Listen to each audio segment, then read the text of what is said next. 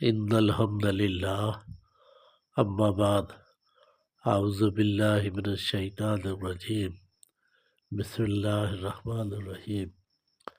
ناظرین، میں ہوں آپ کا میزبان ڈاکٹر فضل محبوب، اور آج ہم اللہ کی توفیق سے انشاءاللہ سورۃ بقرہ کی 21ویں آیت سے شروع کریں گے۔ یا ایھا الناس، یا جب آئے گا اس کا مطلب ہوتا ہے اے۔